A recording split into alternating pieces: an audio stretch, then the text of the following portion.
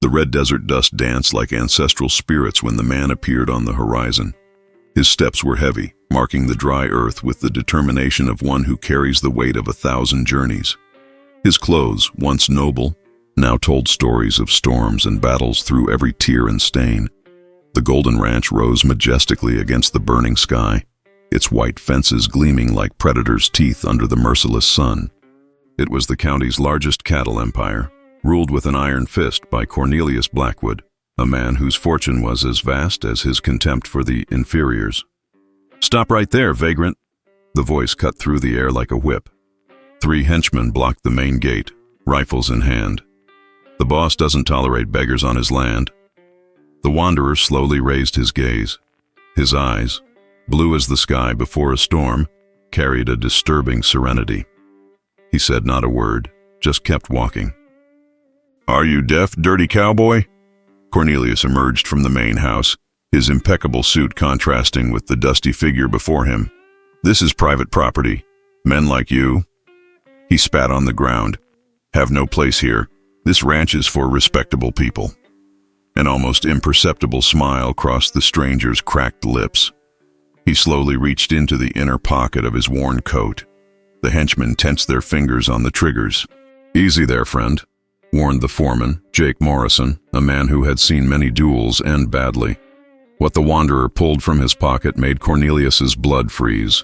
A document, sealed, with the seal of the Eastern Crown Investment Company. "Impossible," murmured the rancher, his face losing color like wax in the sun. At that moment, everyone felt that something fundamental was about to change at the Golden Ranch. But no one, not even Cornelius in his worst nightmare, could imagine the storm that was coming. If you want to find out what this document is and why Cornelius turned pale as a ghost, leave your like and subscribe to the channel.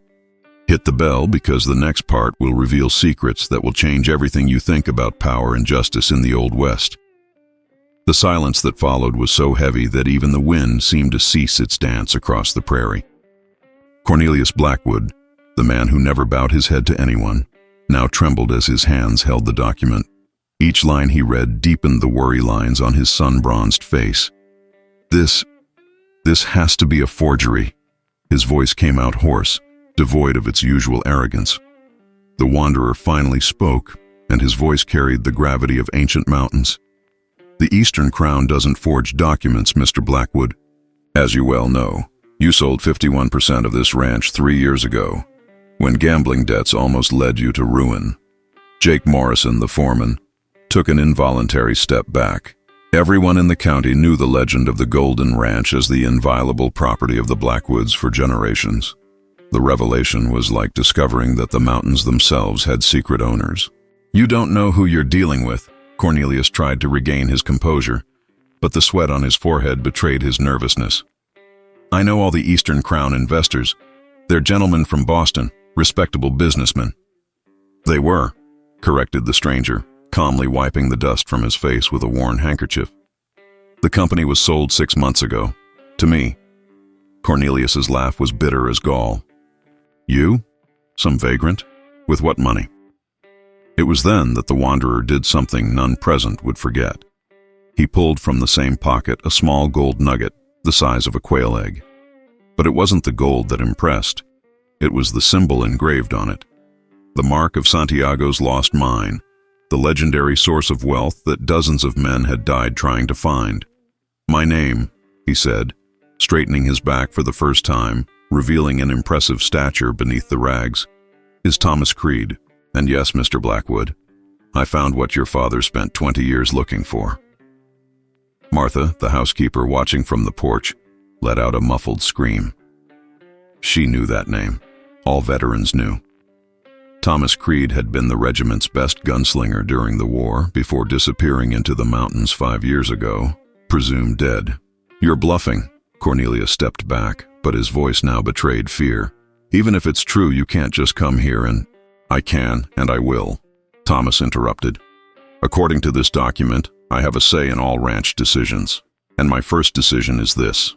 From today on, every man who works this land, be he Mexican, black, Indian, or white, will receive fair wages and dignified treatment." The cowboys who had approached to watch the confrontation looked at each other in disbelief. Some were men Cornelius had treated as subhuman for years. "Over my dead body," roared the rancher, his face now red with fury. Thomas Creed smiled, a smile that didn't reach his tired eyes. "I sincerely hope that won't be necessary, partner. But that depends entirely on you." The news spread through the county like wildfire on dry prairie. In less than 2 days, the entire region buzzed with rumors about the mysterious wanderer who had dared to challenge Cornelius Blackwood. At the Silver Dollar Tavern, men bet on how long Thomas Creed would survive before appearing with a bullet in his back. But Thomas wasn't worried about his safety. Settled in the old workers' barracks, he had refused to accept a room in the main house. He began to know every man who worked on the ranch. He sat with them during meals, listened to their stories, learned their names. "My son has been sick for weeks," confessed Miguel Herrera, a Mexican cowboy whose calloused hands told of decades of hard work. "The town doctor doesn't see people like us without advance payment." Thomas nodded gravely. "Tomorrow morning, take your son to Dr. Watson. Tell him the bill will be paid by the Golden Ranch." "But Mr. Blackwood never—" "Mr. Blackwood is no longer the sole owner of this land," Thomas gently reminded him. It was at this moment that Cornelius called an emergency meeting. Not just any meeting. He called the 5 most powerful men in the county: bankers, mine owners, merchants, men who had built empires on the backs of other men.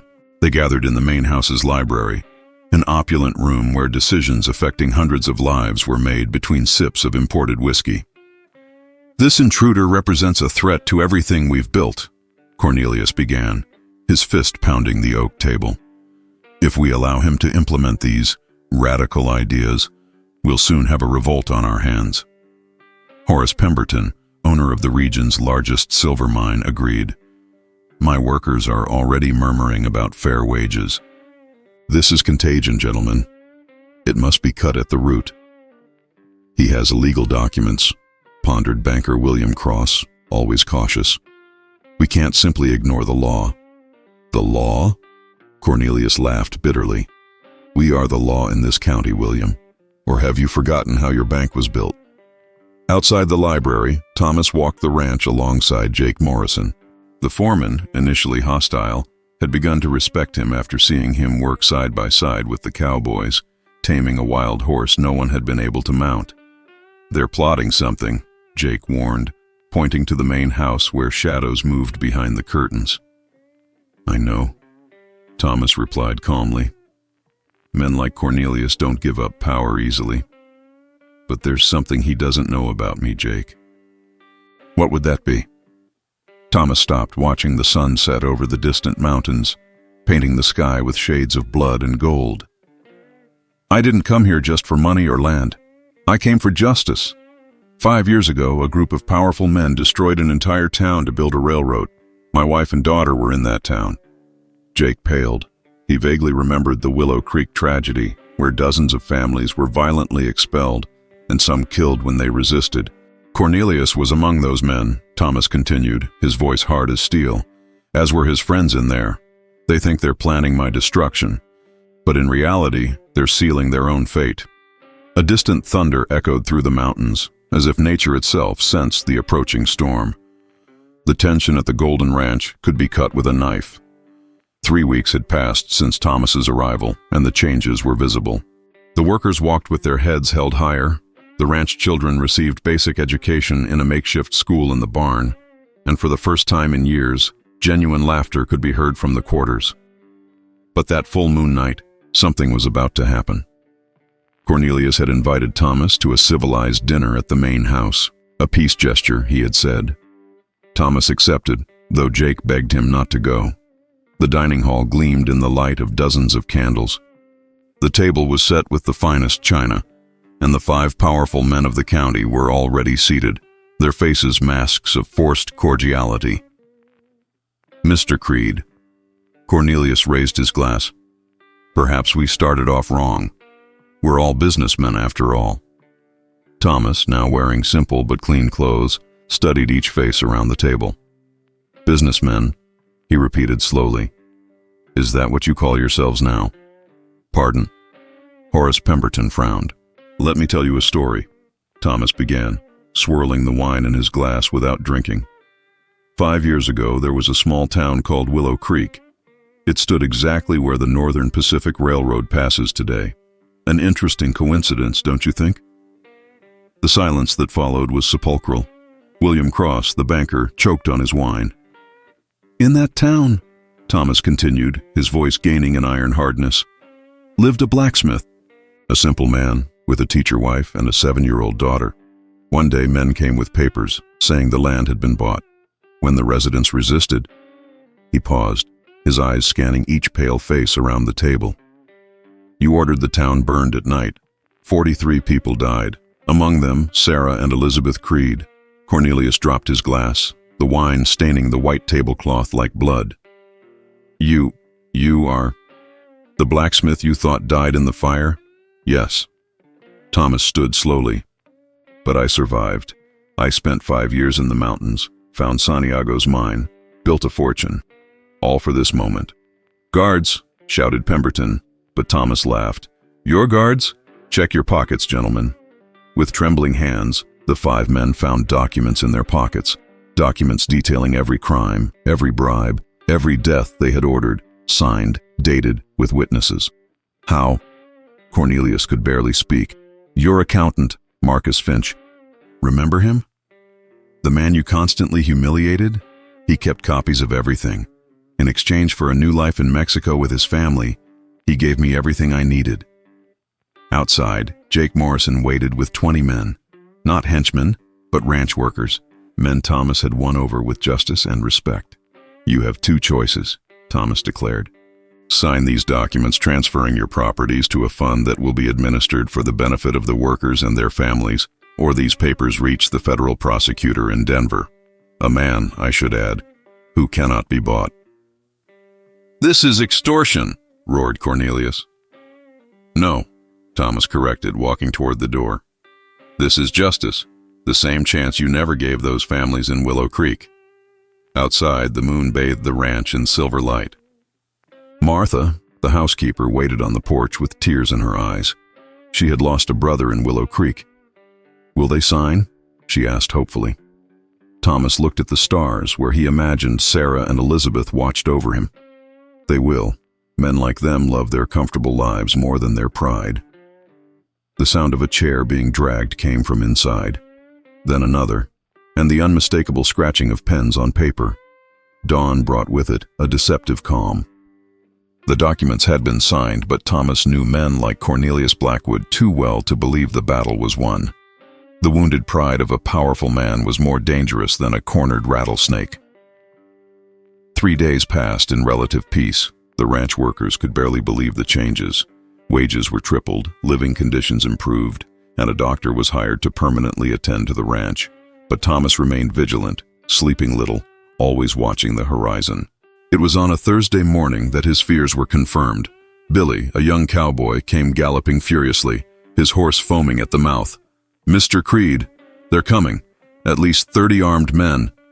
Thomas didn't need to ask who. He calmly climbed to the ranch bell and rang it 3 times, the agreed signal. In minutes, the workers gathered in the central courtyard. "Listen well," Thomas spoke with authority that came from years leading men in battle. "Cornelius has hired mercenaries. He'd rather see this place in ashes than lose it. But this time, you're not alone. Anyone who wants to leave, go now. No judgment." No one moved.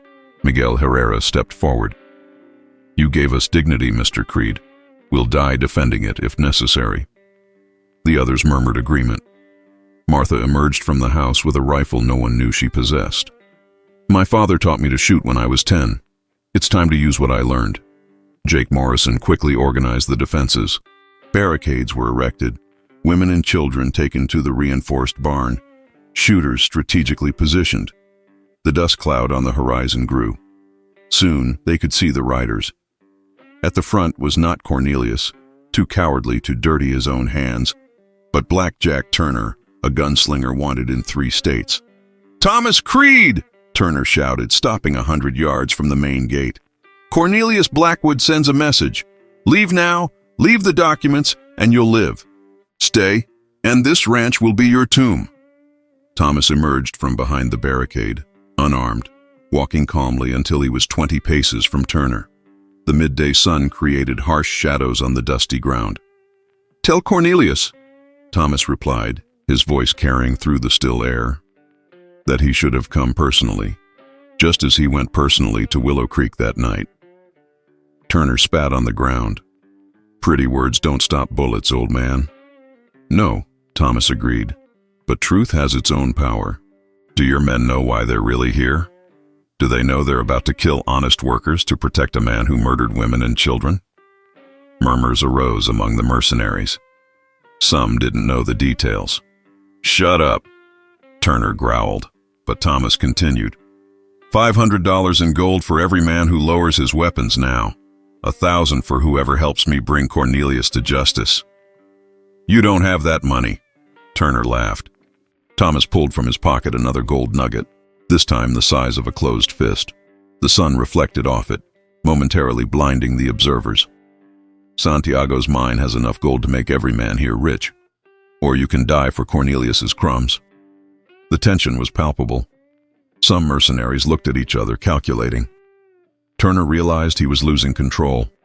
"First man who deserts gets a bullet from me in the back," he threatened, drawing his revolver. It was the mistake Thomas had been waiting for. In one fluid motion, born from years of experience, he drew the Colt .45 hidden behind his back and fired. Turner's gun flew from his hand before he could shoot. "Next shot won't be a warning," Thomas announced, his revolver still smoking. One by one, the mercenaries began to lower their weapons. The mercenaries' desertion was the beginning of the end for Cornelius Blackwood, but the man who had built an empire on blood and greed wouldn't fall without a fight. That same night, while the Golden Ranch celebrated its bloodless victory, a black carriage arrived from Denver. From it descended a man who made Thomas shudder for the first time since his arrival. Jonathan Cross, brother of William Cross, the banker. But Jonathan wasn't a banker.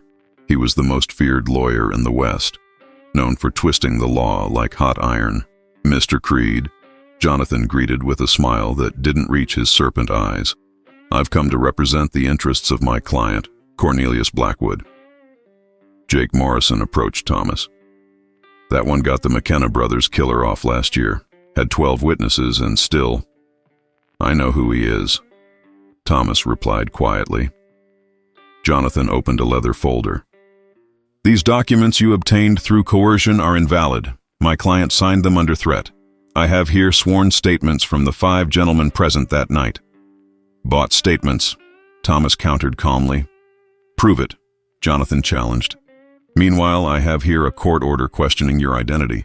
After all, Thomas Creed died in the Willow Creek fire. There's a death certificate. Who can prove you are who you say you are?" It was a masterful move. If Thomas couldn't prove his identity, all his documents, including partial ownership of the ranch, would be invalidated. Martha, listening from the porch, ran down. "I can prove it. I knew Sarah Creed. She had a crescent moon-shaped birthmark on her wrist. Thomas has a scar in the same place. She always said it was like they had been marked for each other." Jonathan didn't even blink. "Testimony from a maid, who conveniently works for the man who's paying her now. Please." Then an unexpected voice cut through the air. "I can confirm his identity." Everyone turned. Standing at the gate was Sheriff Samuel Hayes, a man who until then had remained carefully neutral in all county disputes. "Samuel," Cornelius emerged from the shadows where he had been watching. "You've been on my side for 20 years. "I was," the sheriff corrected, pulling a telegram from his pocket. "Until I received this from Denver. The federal prosecutor is coming personally. It seems someone sent him very interesting evidence about Willow Creek. Evidence that includes a letter from you, Cornelius, detailing the plan, with your signature." Thomas smiled slightly. He had kept one last card up his sleeve, a copy that Marcus Finch had hidden in a safe in Denver, with instructions to be sent to the prosecutor if something happened to Thomas. That's forged," Cornelius stammered, his face losing all color. "It's your handwriting," the sheriff continued. "I recognize it myself. I've seen your signature hundreds of times on arrest orders, usually to arrest innocent men who got in the way of your business. Jonathan Cross slowly closed his folder. Brilliant lawyer that he was, he recognized a lost cause. "Mr. Blackwood, I suggest you consider a deal." "Never." Cornelius drew a revolver he had kept hidden, but his hands trembled so much with rage and fear that the shot went wide of Thomas, hitting a post. Before he could shoot again, Miguel Herrera brought him down with a perfect lasso, a skill perfected over decades of taming cattle. Cornelius fell in the dust, the same dust he had so often forced others to kiss. "Justice sometimes takes time," Thomas said, approaching the fallen man. "But it always arrives." The sheriff handcuffed Cornelius. "The federal prosecutor arrives in 3 days. Until then, you'll stay in my jail." As they took Cornelius away, he screamed, "You've destroyed everything I built." Thomas replied without turning, "No, I rebuilt on the ashes of what you destroyed." The 3 days before the federal prosecutor's arrival were the longest in the county's history. The jail where Cornelius was held needed reinforced guard. Half the town wanted to lynch him for the revealed crimes. The other half still feared his power, even behind bars. Thomas spent the nights on watch, knowing that desperate men were capable of desperate acts. It was on the second night that his suspicions were confirmed. An explosion shook the town. The back wall of the jail had been destroyed with dynamite. When the dust settled, Cornelius had disappeared, along with 2 horses and supplies for a long journey. He had help, Sheriff Hayes observed, examining the footprints. At least 3 men. Jake Morrison arrived galloping. Mr. Creed, the other 4, Pemberton, Cross, and the rest, also fled during the night. They took what they could carry. Thomas showed no surprise. Rats always abandon a sinking ship, but they made a mistake. "What?" "They think they know me, that I'm just a man seeking revenge." Thomas walked to his horse. "But I spent 5 years in the mountains. I learned to track with the Apache, to survive with the Ute. They left trails that even a child could follow." Martha approached with a backpack of supplies. "You're going after them alone?" "No," a familiar voice answered. Billy, the young cowboy, was mounted and armed. Behind him, Miguel Herrera and 12 other ranchmen. "You gave us dignity," Miguel said simply. "Now we give you loyalty." Thomas felt something he hadn't felt in 5 years. He was no longer alone. "It's dangerous. The desert doesn't forgive." "Neither do we," Billy replied with youthful determination.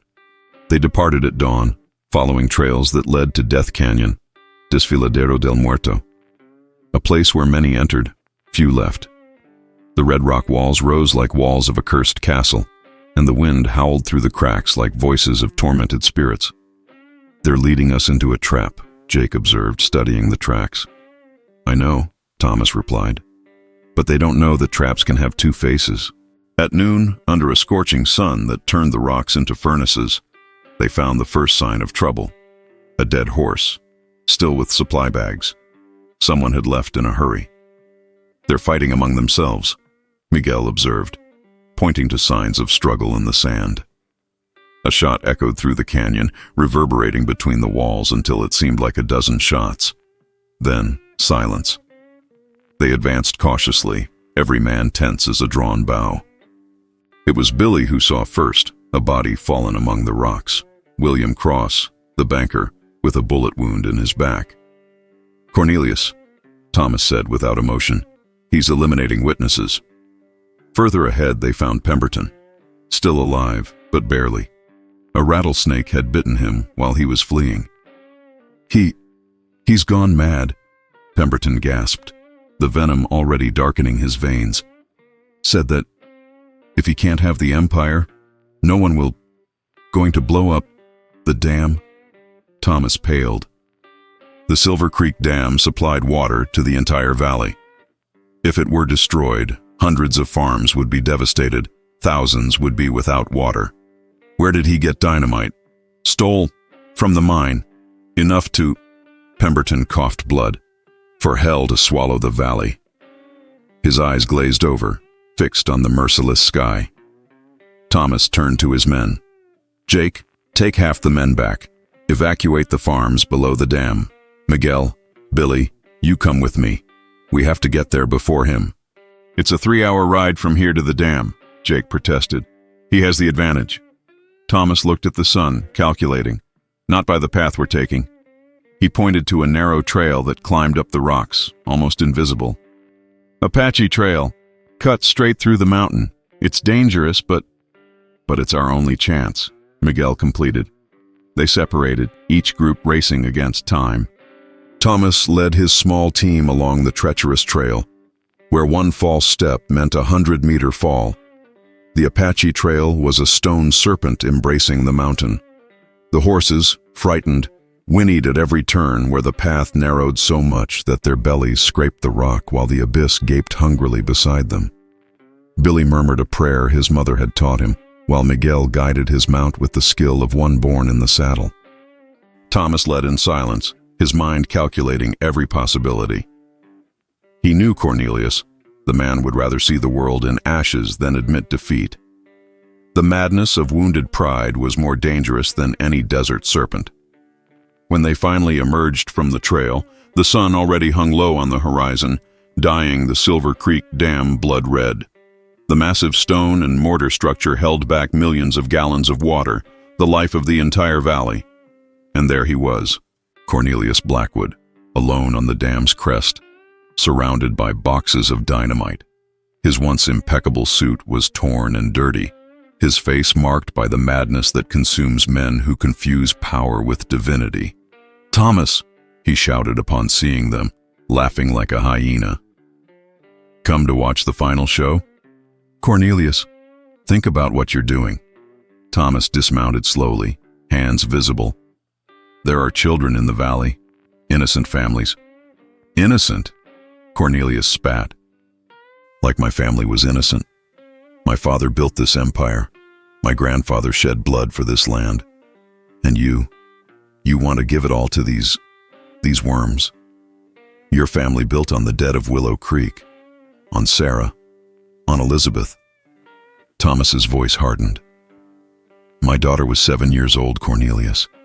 What empire is worth a child's life?" For a moment, something flickered in Cornelius's eyes, perhaps a flash of sanity, or just the reflection of the setting sun. Then he raised the improvised detonator. "If I can't have my empire, let the flood wash everything away." Time slowed. Thomas saw Cornelius's finger move toward the trigger, saw Billy raise his rifle, saw Miguel prepare his lasso. But it was another sound that cut through the air, the unmistakable whistle of an Apache arrow. The arrow pierced Cornelius's hand, making him drop the detonator that rolled down the edge of the dam.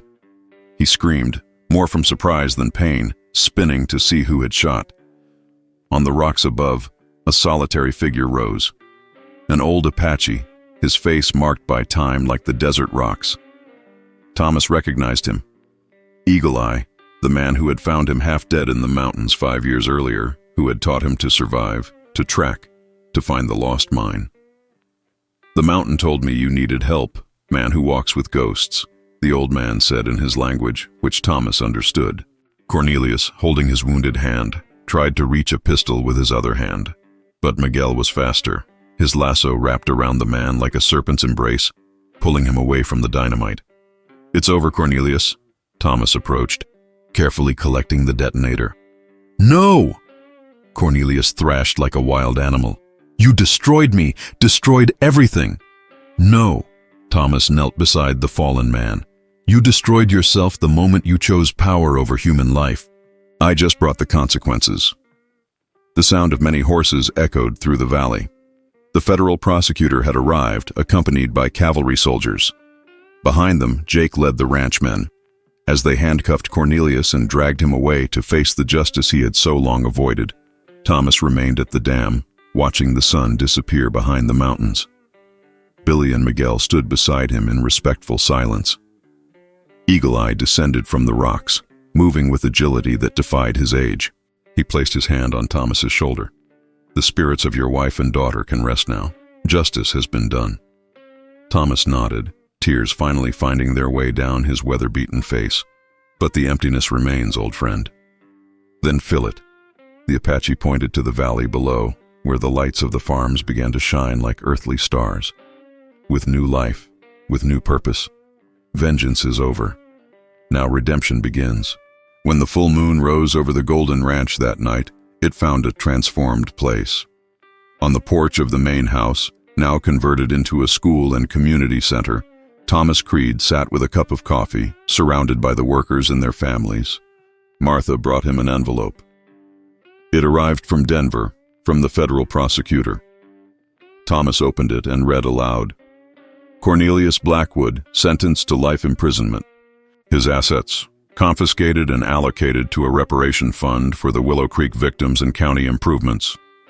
Applause erupted, but Thomas raised his hand for silence. There's more. The federal government officially recognizes the Golden Ranch Cooperative, collective property of all who work here. The celebration that followed echoed through the valley, but Thomas quietly stepped away, walking to the hill where he had erected 2 simple crosses.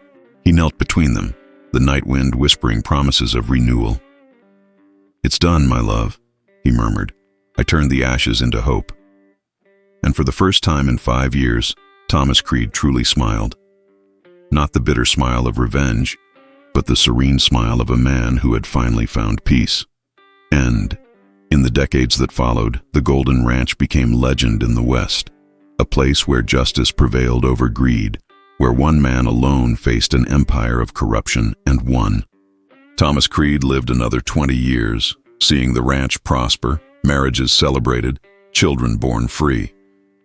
When he finally departed on a spring morning, they say he died smiling, murmuring 2 names, Sarah and Elizabeth. He was buried on the hill, between the 2 crosses, where the wind still today whispers stories of love, loss, and redemption.